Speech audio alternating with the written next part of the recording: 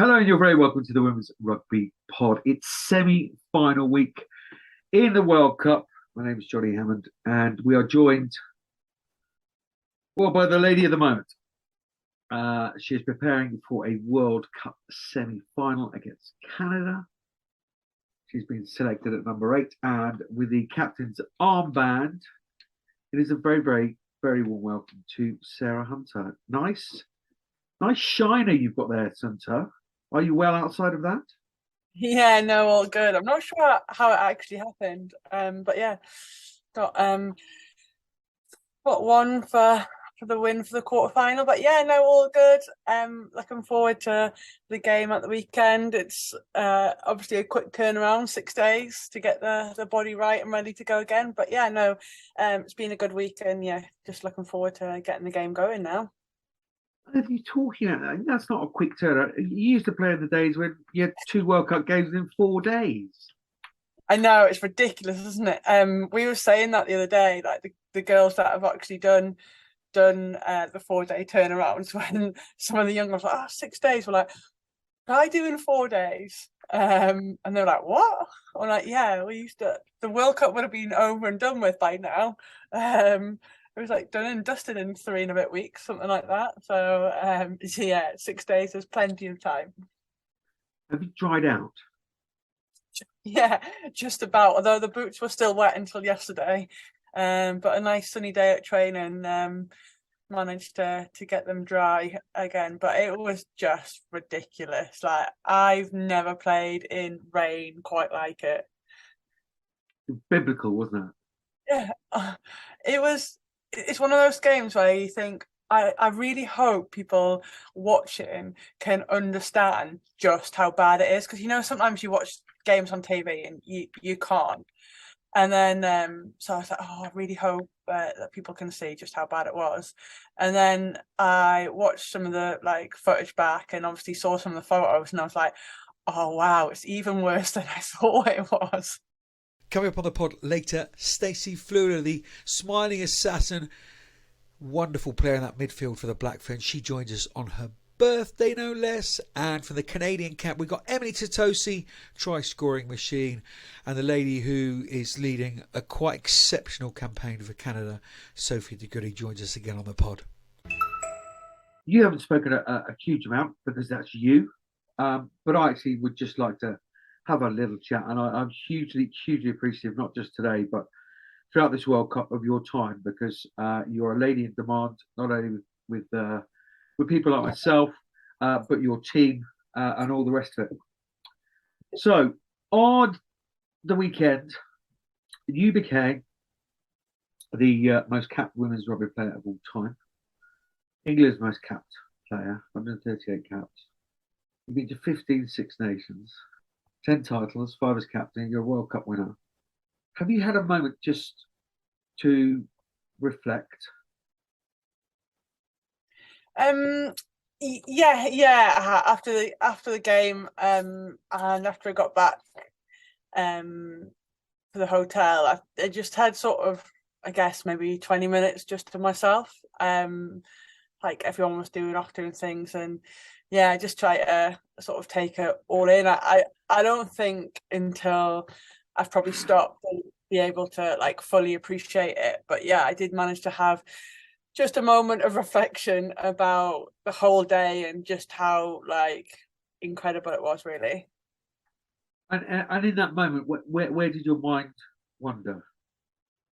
All over the place, it wandered right back to when I first started playing. It wandered to all the people that had helped me along the way, to the amazing team that I'm part of, to the teams that I've been lucky enough to do amazing things with. Yeah, it probably did a whole route of my journey, and just thinking about all the people that had helped me along the way and had played a huge part in making that day happen. And again, she just continues to just batter away and talk about the team and what have you. Not going to let you slip into that. Thank you very much. But look, there's been some really lovely stuff. All the squad in your t-shirts. You won 3/8 t-shirts. a little standing ovation. I mean, if to get Alan Shearer, a man who's very important in your part of the world, we come from, to say that, but not only that, but to be topped by Katie Daly McLean MBE in a hot tub. I mean, these are special moments, right? Yeah, honestly. So like the squad were amazing. I mean, on the shirt presentation, like they did a poem in a like Love Actually style, and which was absolutely amazing. And I guess that and the balloons and just being with them and getting the win, like, and my mum and dad being there, and that would have been we got back to the hotel like later on, and there was cap presentation. Obviously Berna with her 50th cap, such a special occasion for her, and to share that with Berna was really, really special. And like she got her cap presentation, and then like all the friends and family were there to have that moment as well. And then Jill Burns, Karen Armand, and Paula George got up and presented me with this gold cap, and they spoke around like a bit about what red roses mean, and that again, that would have topped it off. Do you know what I mean? That would have been like just the best thing, you know, to have three legends of the game come and present you on your 138th cap would have been like enough, like more than enough.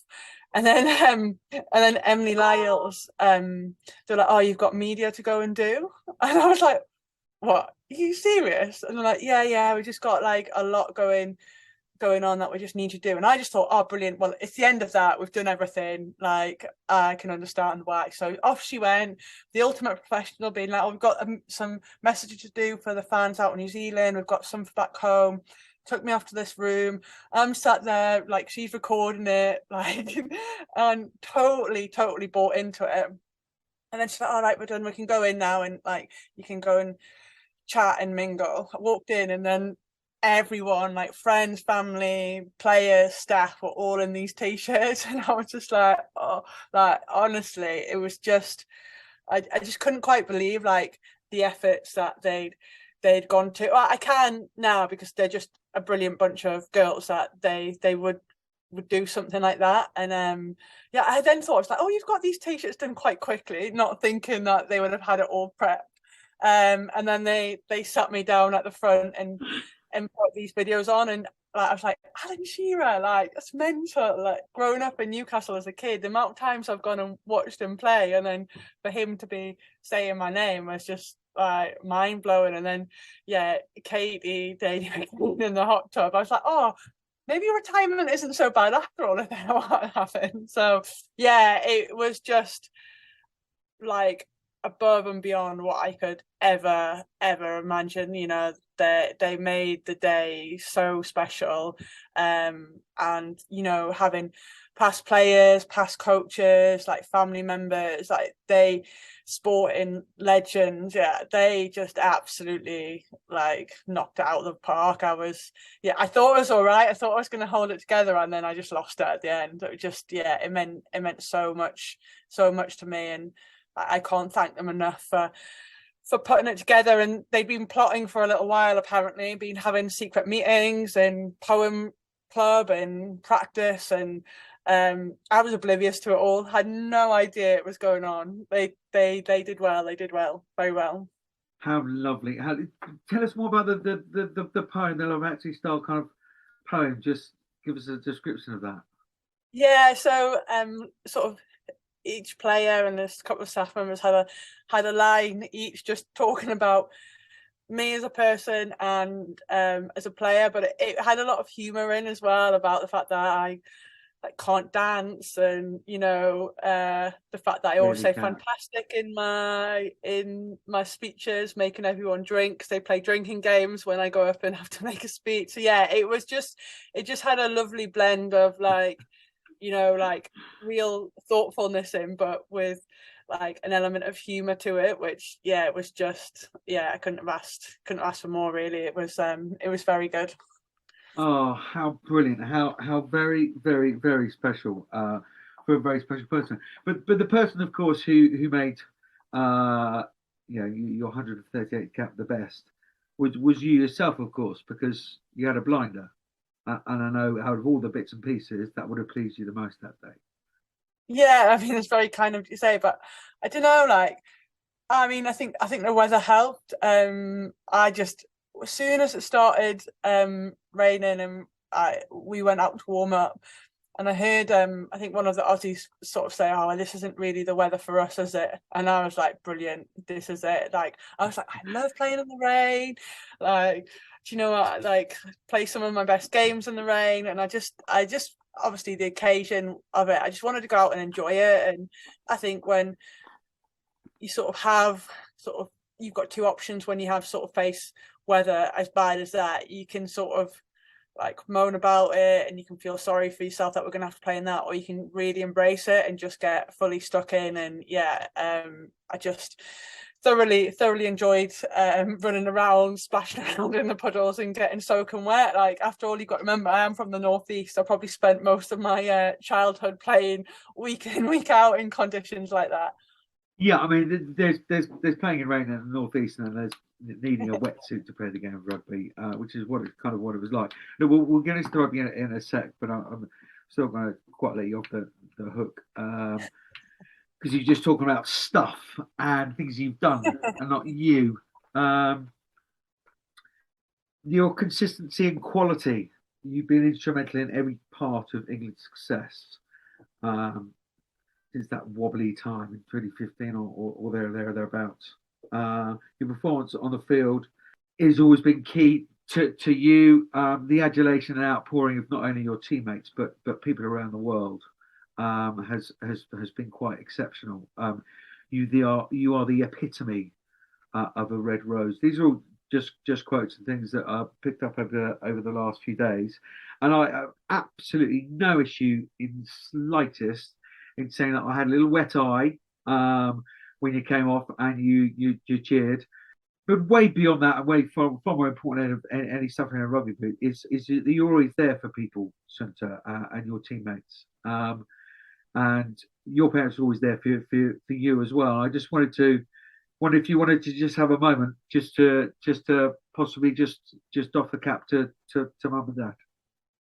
Oh yeah, like, I'd probably make them cry again. I think they both shed a tear, like, cause the girls made me stand up once I'd composed myself and stop crying, just to say a few words. And like, genuinely, I would not be talking to you here about 138 caps if it wasn't for them. You know, we're talking back in the early 90s about like a little girl going home and telling her parents she played rugby, and that wasn't the norm. It wasn't the done thing, and they could have easily said, "Oh, do you know what? Like, rugby isn't really a sport for girls. You know, why don't you try, like, why don't you keep playing netball or something more like what was seen then as a girls sport to go and do." Whereas mum and dad just accepted it. They were like, "Oh, brilliant, like something you love." And like from day one, like supported me with everything. You know, they came down to Wembley to watch me in that curtain raiser, like probably for all of about 10 minutes. But like from day one, they've been like my absolute biggest supporters. They've washed kit, they've bought kit, they've taken me to training, they've followed me around the world.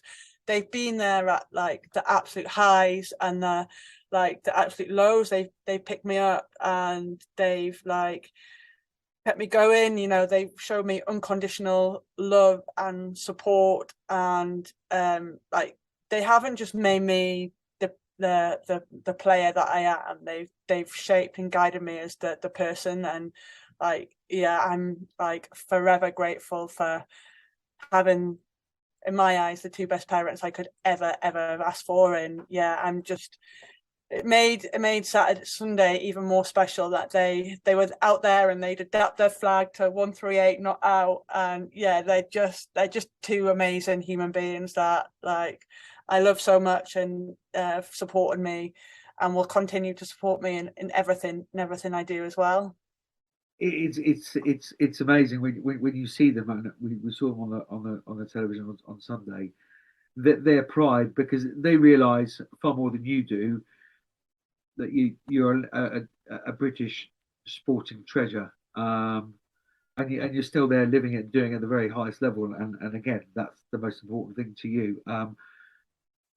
We will move on, Sunter, but just to say, it's been an absolute privilege in talking about you and to you over the years. Far beyond the rugby player you are, but the person you are, and an example to every young girl, boy out there picking up a rugby ball, and those of my age and well beyond.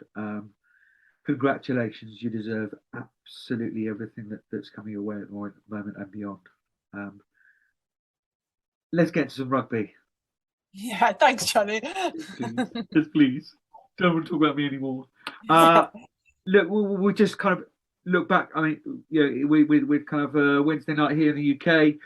Your Thursday morning there. So kind of the England-Canada kind of result is the England-Australia result, sorry, is kind of done. I guess conditions have dictated large parts of the game plan. But let's spring forward to the semi-final against Canada. Of course, your selection has just dropped. Hannah Bottomon comes in for Vicky Cornborough. Claudia McDonald comes onto the wing. Lydia Thompson drops out of the 23 altogether. Talk us through those, which is obviously not your selection, but your thoughts in why those selections have happened. I think first and foremost, we've got a squad of 32 players out of here, and you could pick any one of them to come in and do like an amazing job. So I think they're probably just looking at how to maybe just mix things up a little bit, the dynamism that Bots brings. Like Corma's played really well throughout the tournament, so I guess just giving her a shot to start and see what sort of different dynamic that brings. And yeah, Corma will come off the bench and finish it. So you've got two extremely good loose heads to select from. So, I mean, I wouldn't like to be the coach this week on some of the decisions. So yeah, I'm sure it's just about mixing it up rather than, because yeah, Vic, like I say, has been playing brilliantly throughout the tournament. So maybe just something different to start with. And then yeah, Claude obviously had two really great games on the wing, standout games, and then she picked up that niggle. So she's now back ready to come in. And again, it just shows you the strength and depth that someone like Lydia, who's a world-class player, doesn't make the 23. But then I guess you have to think of the combinations on the bench and what people can play and what you might need in the game. So I think that probably plays into that. So yeah, it's just crazy to think about the players that aren't even in the matchday 23, and we're so lucky to have such strength and depth across our squad. And whichever team selected is going to go out and face the opposition that we've got on Saturday. So yeah, it's an exciting squad, and yeah, can't wait to sort of get it all going now. I'm sure, and I totally get Claudia. Wingers often likened to strikers, aren't they? They're in a rich frame of form. Claudia is certainly in that. She's come back from an injury, outstanding in the warm-up games, and since she's been out there, niggled, so she comes back in. I get that. The bench configuration, really pleased to see Rosie Gallagher still back there. But with the front row, Canada do have a strong pack. A lot of those guys would have started most of the games. Perception would be that Vicky Cornborough, those nuts and bolts are slightly tighter, maybe through experience, whatever, in those set piece areas. As you say, Hannah Bottomon is more sort of dynamic. That really interests me. That is there a sort of like a club thing that Bottomon has got the best of Vicky Menin once in a while, or is there some little thing like that going on? By your right smile, I'm guessing not. I mean, the coaches may well have had those conversations. That's two rows in front of you. Don't get involved, right? Yeah, I mean, I don't know what goes on at the front, although I did make it one row further up on Sunday against Australia. I had to have my stint in the second row when Zoe went off. Oh, yes. But no, like Bots is a great scrummager. She's obviously faced Dalika Menin on several occasions, as has Vic Cornborough. So yeah. I think, just something different for this game, really. And what do you made of Canada? Yeah, I mean, no surprises from me at all. Like, people are saying they're sort of the team that are going under the radar, but they've done exactly what I expected them to do in this tournament. You know, they're a great side, and I guess now that they've spent a lot more time together, that they're getting better. We've got a lot of their players that play in the Premier 15, so we know a lot about them, and they're consistent players week in, week out when for their club. So they've got a strong set piece that they've been going to, but they don't seem to have it. I don't know, thought that they're one-dimensional with the way they're playing, like we have from some people. But they've got some great outside backs as well. So yeah, it'll be really interesting to see how they want to play against us. That they're very physical, they're very athletic. So we know the challenge that is gonna like face us. So hopefully we've got the game plan to do what we need to do to get into that final. Let's get inside the Canadian camp now. Sophie De Goede, the captain, and the try-scoring hooker Emily Tuttosi join us now on the WRP. I'm Donna Kennedy, and you're listening to the Women's Rugby Pod. Absolutely delighted to be joined by Sophie De Goede and Emily Tuttosi. How are we, ladies? Thank you so much for joining us. Semi-final week. Can you feel the excitement levels peaking? Yeah, for sure. I think it's been a build up for us, like week on week. You get a bit closer to the goal and you get a little bit more excitement. And I actually feel we were just talking before this, like a weird calmness this week of like, okay, we're kind of where we knew we could be. And now it's just time for us to perform. Like, we've put in all the hours and preparation, and I feel like we're in a really confident place. Yeah, couldn't agree more. Emily, I was just going to check if you're okay, because you didn't score a try in the quarterfinal, so I was just going to check that if you're okay. Yeah, no, all good here. Especially when we're in knockout rounds. Doesn't matter whose name's on the balls down. It wasn't mine last week, but we're where we want to be, and I'll take that. We'll get her one. Yeah, make up for it. You get a couple of the weekend. Look, it's going to be a titanic battle, isn't it? Up front. Does it help or hinder the fact that you know so many of those players from both of you in your time in the Premier 15s? Yeah, I think it's helpful. We know the players, and we know, well, a lot of them, how they play, whether we've played with or against them. But I think ultimately, like, we still need to focus on what we can do as a pack and as a team this week. Yeah, I think it goes both ways too. Like, we've been had the opportunity to play against a lot of them, and in doing so, they've been able to play against a few of us that have been in the Premier 15s, and really grateful that we've had the opportunity to develop in that domestic league over there. And hopefully, like, once we all come together within our respective nations, we can put up a good challenge. What do you take from that quarterfinal victory over your nearest and dearest? And I felt calling the game that there wasn't a huge amount of challenge in terms of the result with you guys. What are you taking from that game that you got right, that you need to get right against England in this semi-final?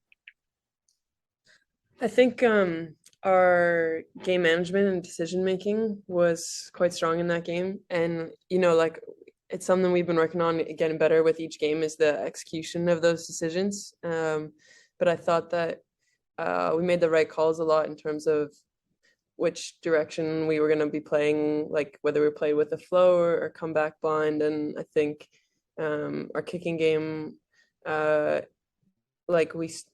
maybe was the US was putting us under some pressure to start the game, but then I think we got a hold of it, and then once we started to build a bit of a lead, I think we managed it pretty well to finish out the game. So some few things there, like, that we can hopefully continue to build on this weekend. Anything?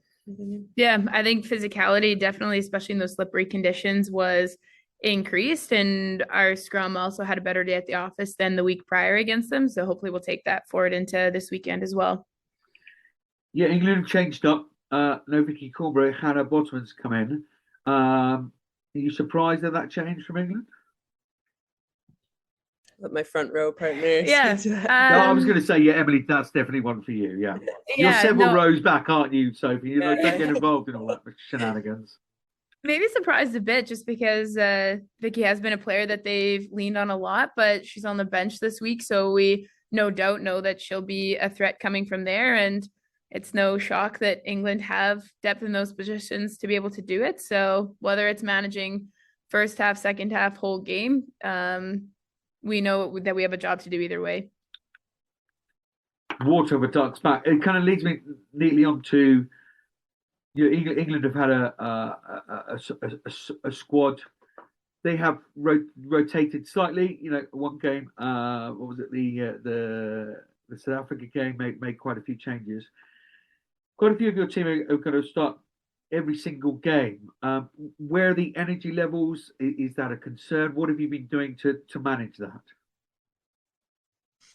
I think energy levels in the camp are good. I think we're really mindful. Thankfully, our staff does a really good job of, listening, and it goes both ways, and them really pushing recovery on us. But I think as a playing group as well, we know that when it's time to be training and performing, we're training and performing. And outside of that, we're finding ways to turn off our minds and our bodies. Yeah. And I think we also have like a group of girls that have been doing an excellent job, like maybe not getting those opportunities and still keeping energy levels high within our camp. And like, they've been the biggest support system for us and like go hard at us in training all the time. And like, we really feel like it's a team of 1 through 32, but we had a lot of people in the build up to this as well that might not even be here right now. So I think while there's maybe a few of us that are seeing some more minutes than others, I think it's genuinely like the energy is stemming from everyone within camp. 100%. Again, it's almost like you read the sort of topics I wanted to talk about, because I was just going to go on to say, I mean, you're doing this without, you're mindful not to possibly say first choice, but you two very, very experienced, or certainly one experienced halfback, Miller and Perry, not even with you. Do you feel things are totally against you? The only amateur side left in the competition. How much does that stoke the fire against this, this white juggernaut, going for their 478th win in a row? That you may as well give the cup to them. How much is that fueling the fire? Not my words, by the way. I was gonna say, yeah, like it's hard not to have fuel the fire already. Like it's a World Cup semifinal, but that definitely adds a different layer to it. And yeah, I think you can probably imagine how we feel when we hear things like that, and probably don't need to put it into words, but there's definitely going to be a little extra fire behind us this week. And no one outside of our camp, I don't know that anyone has the same belief in us that we do for this weekend. And so, externally the pressure's not on us, and internally we'll put that pressure on ourselves because we have belief and expectation in the performance that we know we can have. But yeah, externally, like all that stuff that everyone else is saying, it's all good. Like England has a really formidable team, and to be totally fair to them, they've performed very well over 29 games, and so it's going to be a challenge this weekend. Yeah, and just to echo Sophie's point, like I think if there is anything fueling the fire, it is like, as you mentioned, losing those couple key players, and it is everyone that's helped us on our journey get to this point. We just get to be so lucky as to be the ones that fill that shirt, but there has been a huge push throughout the summer, and then even throughout this campaign, of everyone, whether they're on the field or not, for us to be in this game and for us to come out with a victory in this game. But for those just listening on the podcast, not on the YouTube, the change of the look of both Emily and Sophie's eyes when I asked that question went from smiling darting to real steel. I am very glad that we're doing this over Zoom, because I'm not sure I'd come out alive. Yeah, I can steer, I can see, and feel the steel within you. I've utterly admired your progression through the tournament and the way you've gone about it. Tactically, are you going to change your toilet, or would that just be silly, or do the conditions play a part as well? I actually think like England is privileged in that they're the number one team, and so they don't have to change their style of play. Like they're good enough that they can just do them. And we more are like a chameleon sometimes. Like we change our style of play depending on who our opposition is at times. If we need to play more unstructured, structured, kicking game, set piece reliant. And so like against England, they have a strong line-out platform and maul, a strong scrum, and a strong kicking game. And so if we can match in those areas, then I think it'll allow more of our like unstructured play to thrive. Yeah, I agree. I think that, and you're right, conditions will play a part if it's sideways raining again. But last I checked, the weather is supposed to be reasonable. So hopefully, it's okay, isn't it? Yeah. Get moving the ball. Great stuff. Just a couple more, because I'm conscious of your time, and I really appreciate you coming on. Some teams have been very hard to get hold of. I'm not going to mention any names, but no, hugely, you're hugely thankful for you guys coming on.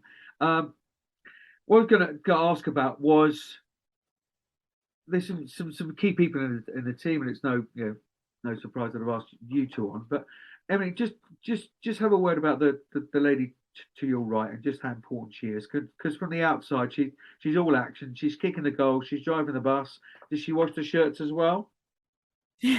No, Sophie is a great leader. It's wild to have somebody as young as Sophie, especially at her first World Cup, taking hold of our team. But she does a great job. She is behind the scenes, such a student to the game, and such a quiet leader, but her energy almost at times speaks louder than her words. And I think that's really powerful to have in a leader too, is the calm, collective, controlled version of Sophie that we all see. And then when she is riled up, you know that it's through her actions, and the rest of us are gonna follow. Yeah, there's a Latin phrase, facta non verba, deeds not words. Oh, that couldn't be Sophie more. And when she does speak, she definitely has all of our attention. She's put in a lot of work, and we're very lucky to have her donning the A shirt and with a captain's badge. Yeah, fascinating battle with 138 capper Sarah Hunter. Sorry to embarrass you, Sophie. Perhaps facta non verba, you could put that on your maple leaf. So I get the opportunity to talk about Emily. Or no. How is the big maple leaf? Oh, it's great. It is actually so lovely. Apparently the Leafs all had to get checked one by one at customs, but we got it in, and now it is a staple in the change room and will be from here on out to the rest of the tournament. Fabiola Fortez's mom spent 2 hours at New Zealand customs border trying to get all those maple leaves through. And that's the kind of commitment we're looking for behind this team. Yeah, you're gonna need it. What little phrase or word have you put on there, Emily? My word, or my phrase actually, was "you got this." Sophie? Breathe and trust yourself. I love it. Love the breathe. This is a huge maple leaf made out of real maple leaves from Canada that one of your players' mums has brought over, and then you put into a shape of a maple leaf, and you're putting messages and what have you. I mentioned it in commentary at the weekend for the UK viewers, so hopefully they will know all about it. Look, one final question. How much, two more. How much of a ball was Halloween? You got, Mum and Dad came along to Halloween, Sophie, I saw. They surprised me. It was funny walking around the corner and hearing Ellie, or seeing Ellie and Paige dressed as my mother and father. And it was good. Like, they played the characters pretty well. And everyone had a good time. Like, Julia Shell and Sarah Hunter did a great job of like putting it on and doing some trivia and games, and yeah, we played some intense games. There were almost a few injuries. You're even competitive at Halloween games. I absolutely love it. Always. Yeah. That's why you're in a World Cup semi-final. Emily, just finally, let's look at the other semi-final.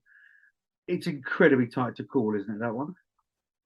It is. I know that obviously when New Zealand was over in France, playing them last, that it didn't go their way, but I think that that team has changed a lot. So has France, though. As you can see, they're really formidable in the pool play, and I think that the atmosphere at Eden Park is going to be unreal. They had a huge crowd at their opening match against Australia, and I can only imagine that growing because they're fighting for a spot in the final in their home country, which is awesome. But I think from that match, yeah, I think we expect physicality, and I think we expect just a lot of jouet. France and New Zealand both love moving the ball, getting those offloads in, and they sometimes do risk it, but it often pays off. So I think it'll be really exciting, both sides of the ball. Absolutely. Ladies, I'd love to chat to you all night, and certainly could. Utterly engaging. Huge congratulations on getting to the World Cup semi-final. I know you want to go further, and you've got another two games as far as you're concerned to play, I'm sure. Look, but win, lose or draw at the weekend, you can be incredibly proud of how you conduct yourselves on and off the field. It's been a real treasure to sort of talk about and broadcast about. So thank you so much yet again for your time, and all the very best of luck. Thank you for having us. Appreciate it.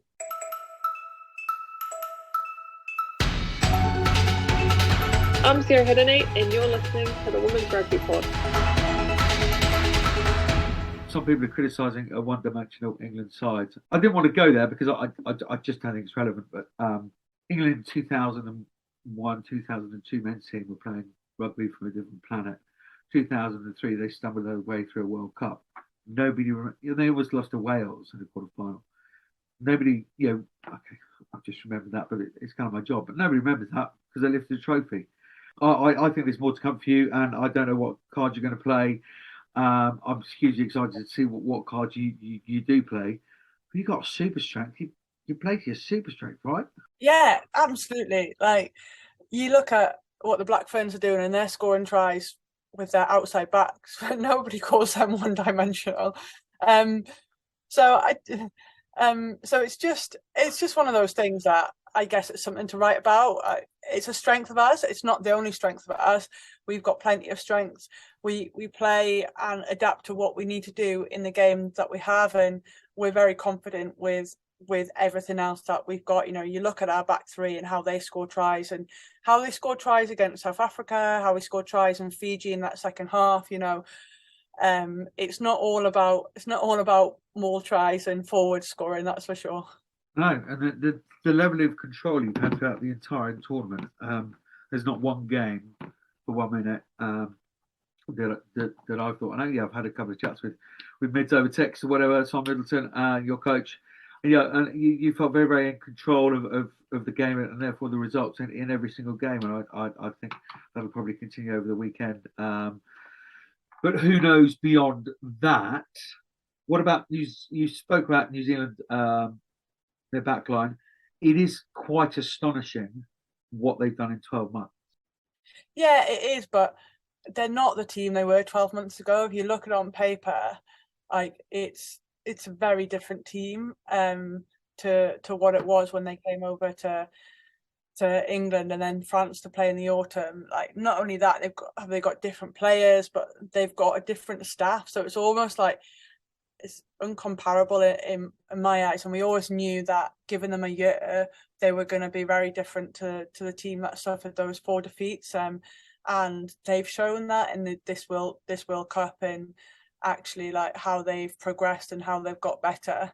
I don't think for those that know, don't come as any surprise. You look at the amount of like world champions they've got in their team, the amount of Olympians they've got who have won Olympic gold.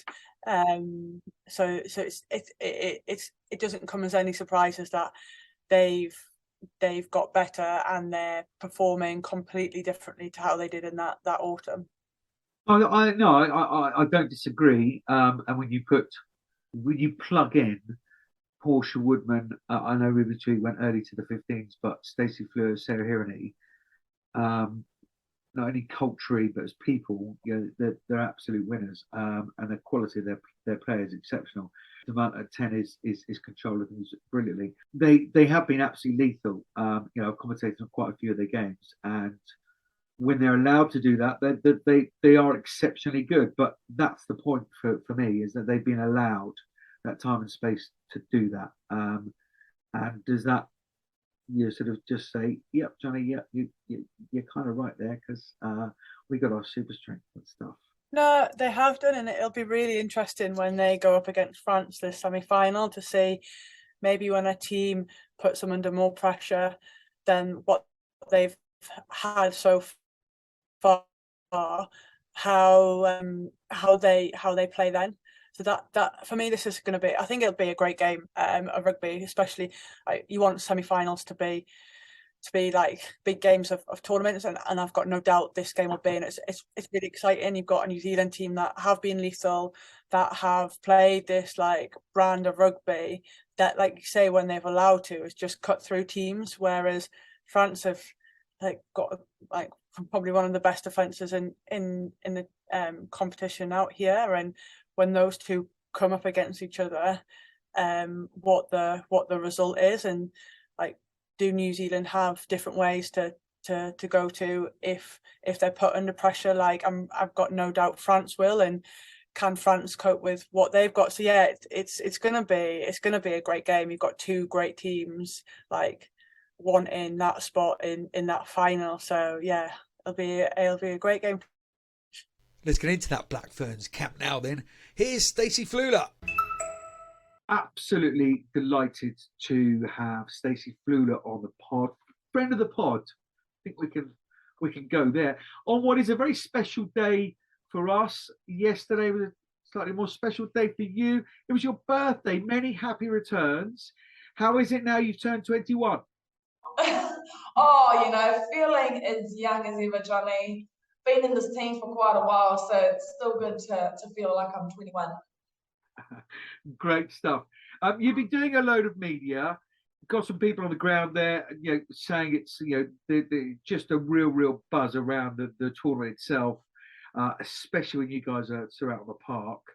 How wicked is it to be at a home World Cup now in a semi-final? Oh, it's so amazing. I've talked about it all week, and I've loved the support we've been given, the crowds.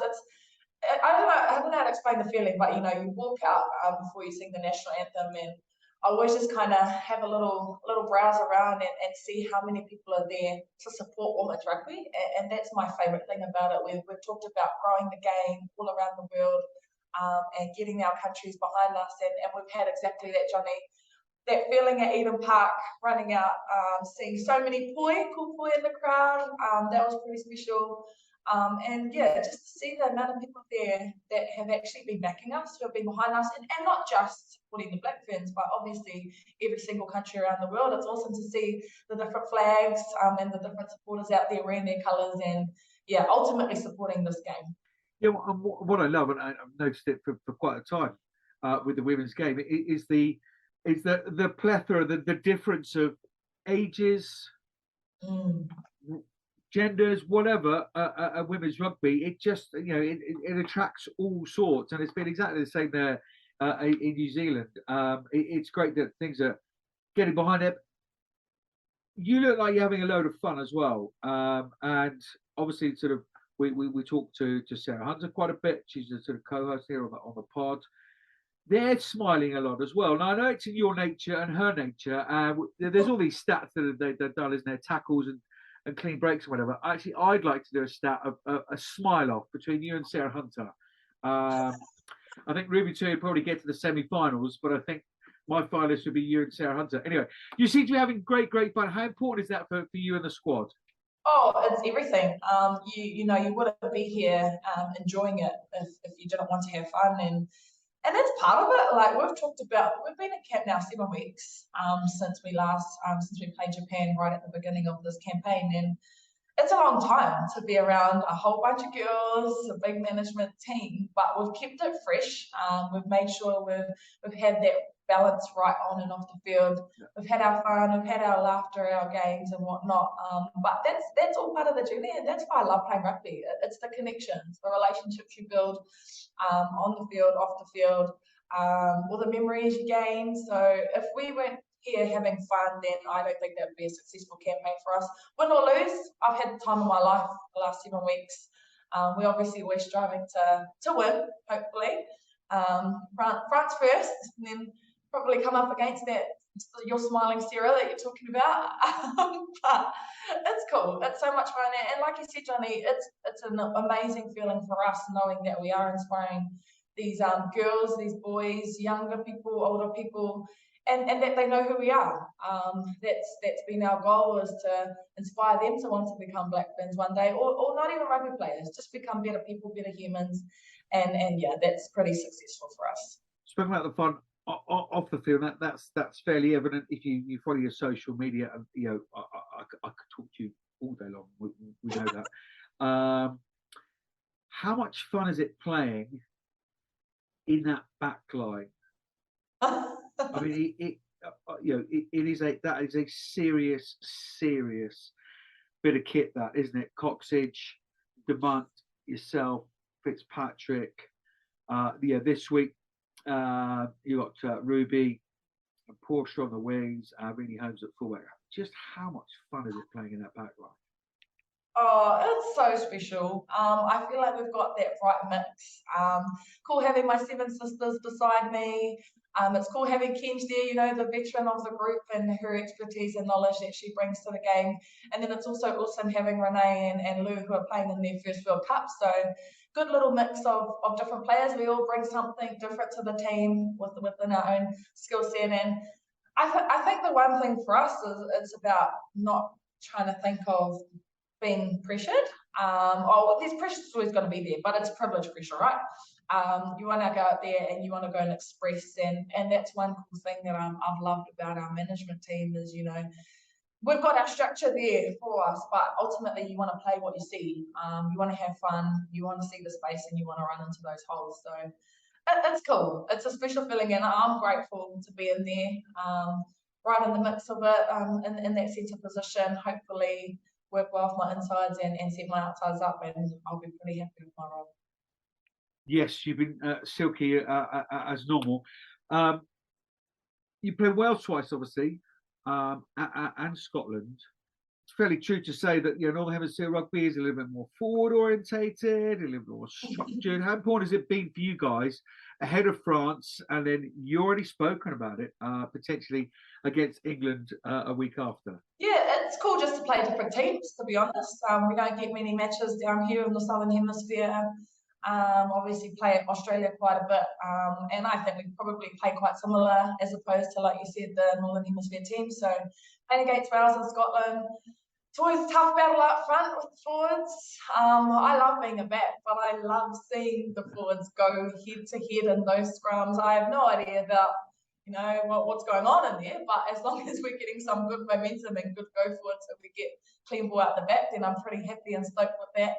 The lineouts, I know there's so much that goes into it, obviously so much movement and many different calls. So yeah, I take my hat off to the girls with the way they play. So yeah, if we can match that set piece, and we did it at times against the Welsh and the Scotland girls, but we definitely need to show a bit more consistency there up front against the French and obviously your English Red Roses, because we know that's their strength, and everyone knows it. You can see how many tries, the stats talk for itself with how they play their game. But it's cool, it's exciting. We know what we need to do, and yeah, that's all we can, I suppose, focus on. Yeah, absolutely. Incredibly impressed the improvement of the scrum, for example, between the two Welsh games. I've been calling most of your games for a British broadcaster back here, and yeah, the improvement just in a couple of weeks. So utterly fascinating. I'm going to call your semi-final against France as well, which I just can't wait for. What are you made of France? Incredibly impressive defensive 80 minutes against England. Romain Manager comes back in, about the only change. What are you made of them so far? Yeah, it's been cool. It's been really cool watching France do that. Obviously, that first game against the English girls was real awesome to watch in terms of their physicality they did bring on defence, and it was just like this blue wall that was so hard to break. And we've noticed that, we've identified that's definitely a strength of theirs. But we've got some tricks up our sleeves trying to break that blue wall. So long as we can kind of bring that physicality up front with them, with our forwards and our backline, I think that's going to be key. And just probably try and stop their momentum. Obviously, Joanne at number 10 there, she's really awesome at steering the ship for the French. She's got a good kicking game, she's got the skills, she's got the vision. So we could try to stop that. and stop their fast ones out on the edges and fullback getting the ball, then that's a win for us. It's going to be so tough, and I know it's going to be a close game, but it's going to be fun. And I think it's going to be a great game of women's rugby out there, and hopefully the world gets to watch it and tune in and see that we can put on a good display of footy. How important is it going to be to control the tempo of the game? Yeah, we know the French love to play with that the fast, exciting rugby, quick taps everywhere. They love to kick. They've got it all really. So for us, it's about definitely trying to continue playing our game and keep that tempo with them. But also, you know, they want set piece, and we know that because, like I said, we English to French, everyone up in that northern hemisphere love these scrums and lineouts. So if we can try and not let them get that. If we can have the ball, first of all, and have more possession, that's a win-win. And so long as we don't give away too many penalties, stick to what we know, I think that's definitely going to be key because, yeah, they play fast, but I think we can play faster. Watch the space. I don't disagree. I don't disagree. Hence the question. Stacey, we'll leave it there. I hugely appreciate your time. I know you're busy and whizzing around and going from radio interview and whatever, and why ever not. It's an utterly engaging person to speak to, as ever. All the very, very best against Les Bleus, and in the final, whether that be the gold or the bronze. But yeah, most importantly, enjoy it. Thank you, Johnny. Always nice chatting to you. Appreciate it. Let's have a look at France then. Menage returns. How important is that return? Menage back after a bump on the head, return to protocol and all that jazz. Mayence goes to the bench. She's been chopping trees down all tournament, all career in fact. How important is Menage and her physicality coming back into that French side? I think that's the only change. Yeah, huge for them. You know, she's one of their key players. She's one of their key go-to players, like not only in attack but defense as well. You know, that she's someone that France really lean on to get them into a game and to make things happen. So it doesn't surprise me that she's back for this semi-final. She'll be fundamental to how well France go for me. So yeah, she was. As long as she was fit, she was always going to be straight back into that team. Yeah, France have coughed and spluttered. I don't think we can underestimate the loss of Laure Sansus very early on in the tournament. But it would be typically France to pull a rabbit out of the hat, wouldn't it? Happened against you before. Yeah, I mean, like you say it, but like France are a difficult team to play. Like I don't know what the upset would be. You could swing it both ways. Yeah, no, I agree. Yeah. The home team, like the home nation, not making it to a final when it's New Zealand, or based on the autumns last year when France like comprehensively beat them, would that be the upset? But New Zealand aren't the team now. So I think it's a really hard one to say, like actually put your hand on, be like what the upset would be for either side losing. So I just think it's going to be a fascinating game. I genuinely wouldn't like to call it. No, I'm not going to push you to call it either. That's just not fair. Look, let's just remind the ladies and gents, the semi-final of the Rugby World Cup 2021 playing in 2022. That's the official way you have to say it, as you well know. England against Canada is 4:30 on Saturday afternoon local time. That's 3:30 UK time in the morning. And New Zealand against France is 7:30 local time, 6:30 AM here in the UK. Both of those games live on ITV. We'll do the wash up of the World Cup post. But been far too many blue seats for me in various venues. But I suspect Eden Park will be absolutely rocking. It's a great place to play, isn't it? Yeah, great. I mean, the opening game of the tournament showed like the atmosphere it can create when it's full, and I really hope that the New Zealanders do get behind it and do get here. I mean, we can only make so much support up with our friends and family, but do you know what? They're making some noise. They are making some noise, but over the last few weeks, we've like there's people like at the end of the game come to you and be like, I mean, we don't know them, and be like, we've just come out for the tournament, like genuine Red Roses fans that have flown across. So on Sunday when we were playing Australia, like we know where our friends and family are there in one place, but you've got all these St George's flags dotting up all around the rest of the stadium, and you're like, wow, like this is really good. So hopefully they'll be there supporting us. But yeah, I mean, you want New Zealand to come out and watch rugby and get behind rugby, and I guess if New Zealand are in those games, they're going to do it. But you'd like to think that they'd come out and just watch all of them and create the atmosphere that the two semi-finals really deserve. Sunter, appreciate, I said at the top, and I'll say it again, thank you so much for your time and a little insight there into your head and the World Cup. Just hugely appreciate your time on such a special week, and again, huge congratulations to you. What a superstar you are. Too kind, Johnny. Thank you very much. And all the very, very best for the semi-final. I would say impartial, obviously, but and we'll see you on Camp 140. Big thank you to our guests, Emily Tuttosi and Sophie De Goede from the fierce Canadian pack, to Stacey Fluhler from the Black Ferns as well. Huge thanks to Vicky, to Tom. Many happy returns to you, Tom. Enjoy the semi-finals.